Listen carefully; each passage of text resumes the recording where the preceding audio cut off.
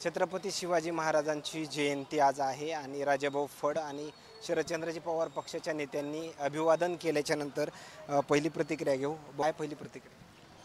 छत्रपती शिवाजी महाराज जयंती असल्यामुळं आज जे मनाला समाधान वाटतंय त्यासाठी आज आम्ही सर्व मिळून पक्षातर्फे महाराजांना अभिवादन करण्यासाठी पुष्पहार घालून त्यांचं हे केलेलं आहे, त्यांचे आशीर्वाद घेतलेले आहेत महाराजांचे. काय प्रतिक्रिया? आजचा दिवस म्हणजे एवढा समाधानीचा दिवस आहे आणि एक सण जसा असतो त्याप्रमाणे 19 फेब्रुवारी महाराजाची जयंती साजरी करताना मनाला एक समाधान मिळते. सगळ्या कार्यकर्त्यासोबत तुम्ही या ठिकाणी आलात, अभिवादन केलंय, तुमची काय? आज छत्रपती शिवाजी महाराजांची जयंती, आज महाराष्ट्राच्या अस्मितेचा मानबिंदू आणि स्वराज्य संस्थापक श्रीमंत श्रीमान श्री योगी छत्रपती शिवाजी महाराज यांना आमच्या सगळ्यांच्या वतीनं मानाचा त्रिवार वंदन आणि मानाचा मुजरा. आणि आज 19 फेब्रुवारी शिवजयंती आपण सगळं महाराष्ट्रच नाही तर सगळ्या जगभरात साजरी होती. अगदी गल्ली बोळीत येताना पाहिलं छोट्या छोट्या मुलांचा उत्साह मी बघितलाय.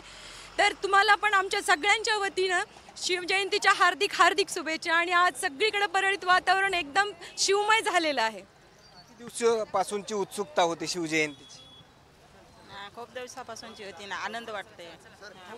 या ठिकाणी पाहिला गेलं तर पारंपरिक जे आहेत ते वाद्य इतर कार्यक्रम पार पडायचे, मात्र यावर्षी कमी प्रमाणात. यावर्षी बीड जिल्ह्यातील दुष्काळ व ही सामाजिक म्हणजे असलेली परिस्थिती त्यामुळं थोडंसं परंतु शिस्तीत साजरी होत आहे व सर्वजण छत्रपती शिवाजी महाराजांना अभिवादन करत आहेत.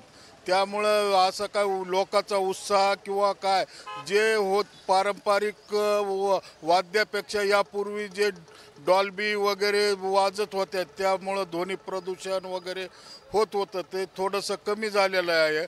आणि सर्वांना माझ्या वतीनं राष्ट्रवादी काँग्रेस पार्टी शरदचंद्र पवार पक्षाच्या वतीनं सर्व जनतेला शिवजयंतीच्या हार्दिक हार्दिक शुभेच्छा देतो. या ठिकाणी पाहिला गेलं जे सत्ताधारी पक्ष आहेत त्यांच्या वतीने महाद्वाराची घोषणा केली, या ठिकाणी महाद्वार बनवलं जाईल, तुमची काय? आनंदाची गोष्ट आहे. महाराजांचं महाद्वार केलं ही सगळ्यासाठी परळीकरांसाठी अभिमानाची गोष्ट आहे.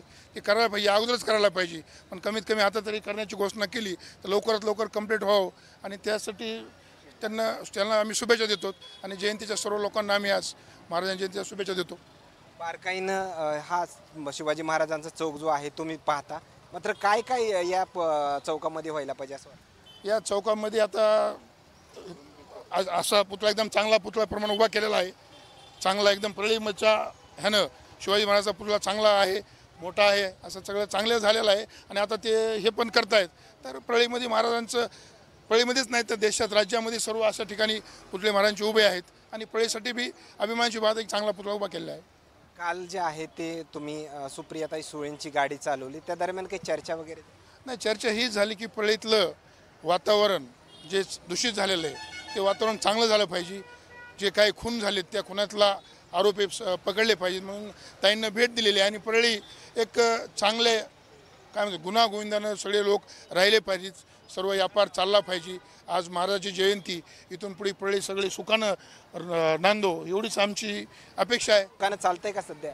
सध्या चालत नाही, म्हणून इथून पुढे चालावं. आज महाराजांच्या जयंती दिवशी आम्ही महाराजांच्या पुतळ्याला आशीर्वाद घेऊन आम्ही मागणी केली की इथून पुढे परळी चांगली राहो, व्यापार चालो, सर्व लोक सुरक्षित राहोत, कुणाचे मर्डर होऊ नयेत, कुणाला खोट्या केसमध्ये अडकू नयेत, असं या इथल्या राजकारणी लोकांनी चांगलं वागायला पाहिजे असं आम्ही त्यांना काय म्हणतात विनंती आणि शुभेच्छा पण देतो.